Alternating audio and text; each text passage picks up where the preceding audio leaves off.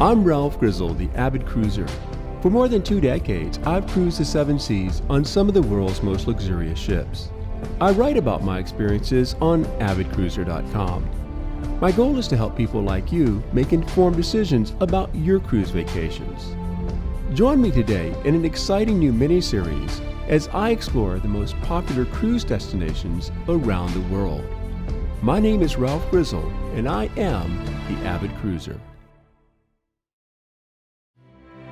Monaco is a playground for the wealthy and the well-known, but it's also the staging ground for some wonderful experiences here along the French Riviera.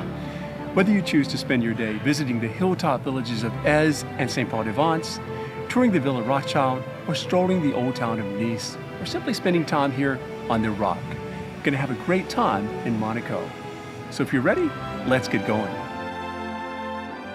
Part of the Principality of Monaco, Monte Carlo is named for the mountain on which the town stands, where the Maritime Alps meet the Mediterranean Sea.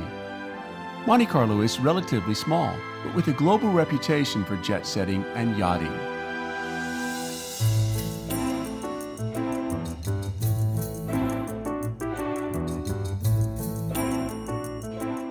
My first stop was to see the changing of the guard at the Prince's Palace. The palace has been the stronghold of the Grimaldi family since 1297, the year that Francois Grimaldi disguised himself as a monk and seized the palace.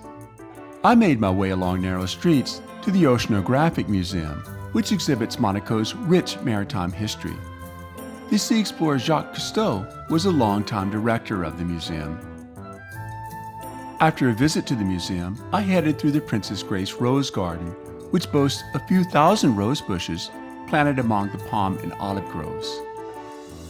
My walk through the gardens brought me to the magnificent Monaco Cathedral, the final resting place of Monaco's beloved Princess Grace Kelly, who was killed in an auto crash in 1982 at the age of 51. Monaco is a romantic kingdom where a prince once married a Hollywood star, and where you may see stars today at the Monte Carlo Casino. Brad Pitt and George Clooney were among the stars in Ocean's 12, the 2004 film shot at the casino.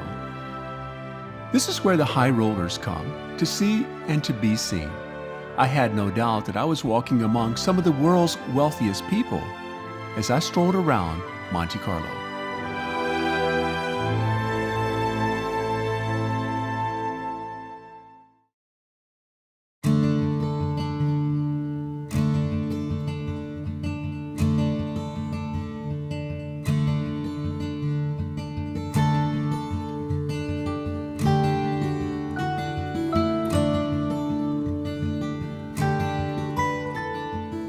Saint-Paul-de-Vence is certainly a charming town, but it has a history too.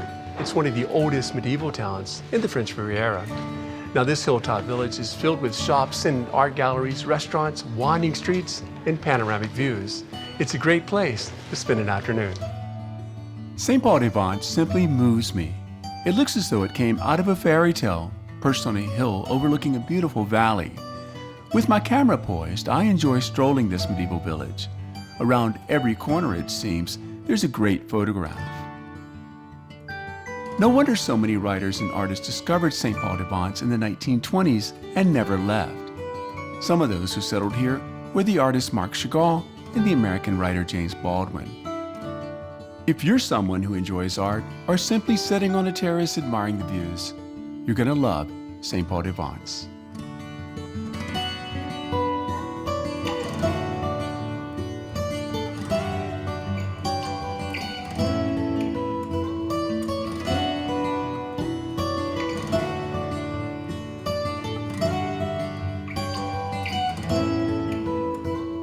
This is the narrowest street in Saint-Paul-de-Vence, and it's something you might want to try before lunch or else go sideways.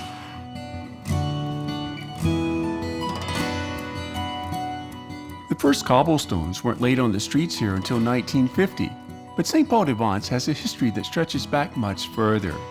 It became a border town in 1388, and the first ramparts were built in 1538. What I discovered while visiting Saint-Paul-de-Vence was an arts and culture hub, and one of the most charming villages in the whole of the south of France.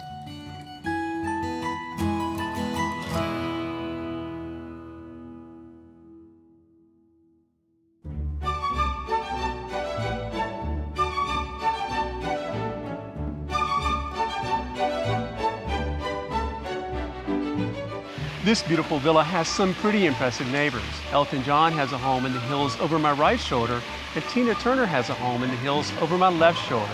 This is Villa Rothschild. The gardens are spectacular with flowers blooming and singing fountains. And if you think the gardens are impressive, you should see the inside of the villa.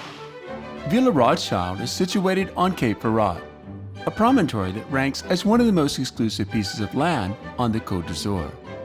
Long before the celebrities settled here, the daughter of a banker and major art collector fell in love with what was then an arid parcel of land. She saw its potential, however, and created her masterpiece.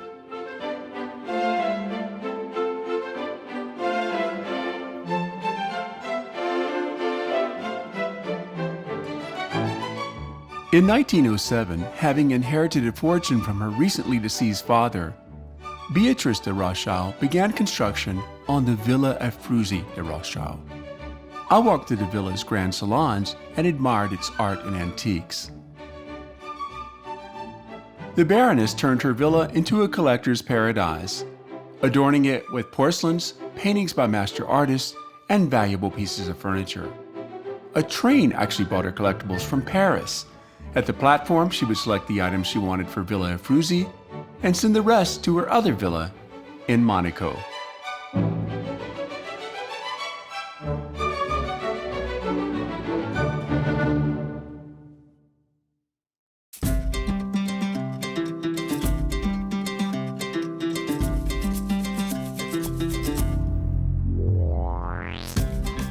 Nice was part of the Kingdom of Savoy until 1860 when it joined France. Today, the city still retains its own Niçois dialect as well as cuisine. Think Niçois salad. I walked through the old town to enjoy the sights and sounds of this vibrant part of the city. Originally named by the ancient Greeks after Nike, the goddess of victory, Nice has been treasured and fought over ever since. It's easy to understand why. The climate is sublime, the views are inspiring, and life here in Nice is as good as it gets.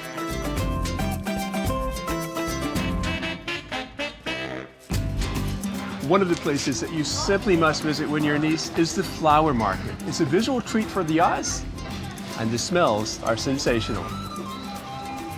You want to start in the morning at Nice's famous flower market. It closes in the afternoon. The atmosphere at this sprawling market is fun and lively, and the profusion of flowers is simply amazing.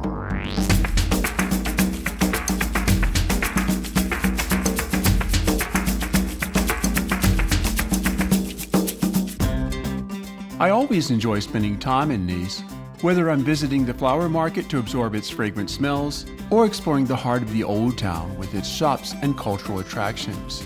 No doubt that Nice is nice.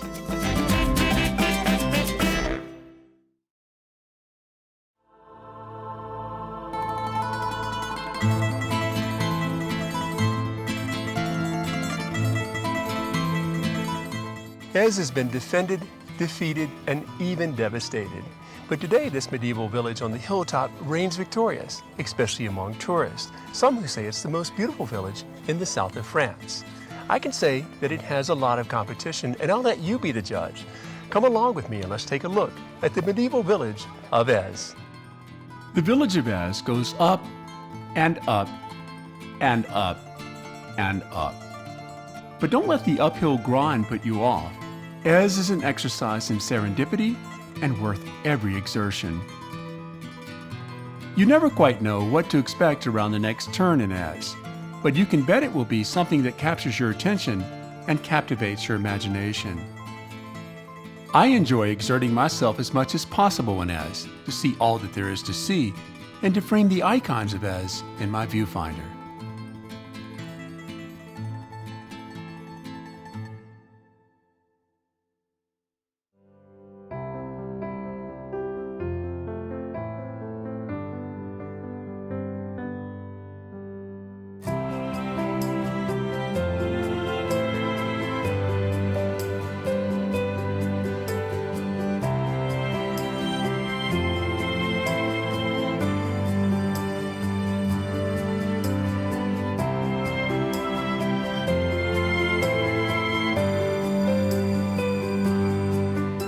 I hope you've enjoyed the sampling of shore excursions we've been able to show you here from Monaco.